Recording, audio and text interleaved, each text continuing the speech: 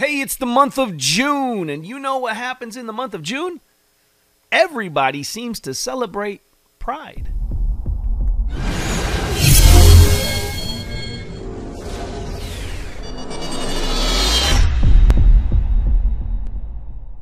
Hey, it's Ricky Gantz here with G220 Ministries, G220 Radio. I want to talk about pride and the sin of homosexuality here in this video today. When you think about pride, as it is June, it's Pride Month, and so many people are celebrating the sin of homosexuality under the banner of the sin of pride. And so when we think about this, we look at our culture today, we look all around us, and we see so many businesses that are waving a quote-unquote pride flag, the rainbow flag, the flag of homosexuality. But ultimately, we know that the colors of the rainbow and the rainbow itself doesn't point us to homosexuality, but it points us to the very fact that in Genesis, when God brought the flood, he destroyed all of mankind. He wiped out the entire earth with a flood except for 8 souls in which he saved on the ark.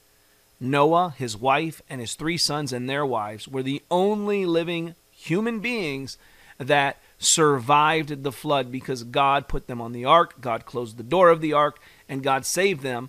And he put in the sky the sign of the rainbow. Now, this sign was to show that God had made a promise that he would never flood the entire world again. Now, this is a sign of God's covenant promise to never flood the earth again, and it also points us to the reason for which he destroyed the earth, for the wickedness and the evil that was abounding in the world, that man did evil continually, and so God wiped them out.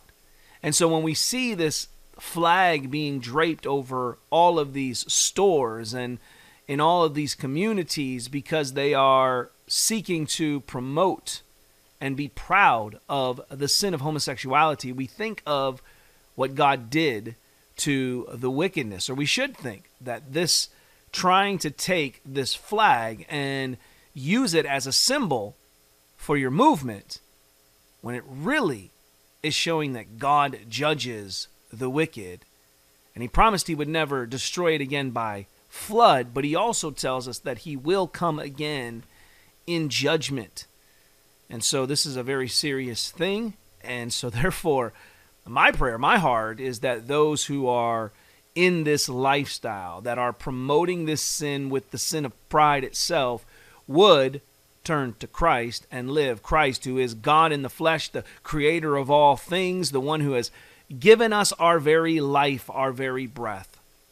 He came into his own creation. He died, was buried, rose again on the 3rd day. And if you believe in Jesus Christ and Jesus Christ alone, you can have life. You can be redeemed from that sinful lifestyle in which you live. And it doesn't only have to be the sin of homosexuality or the sin of pride. It's lying, stealing, blaspheming, taking the Lord's name in vain, adultery, fornication, which is any kind of sexual activity outside of marriage.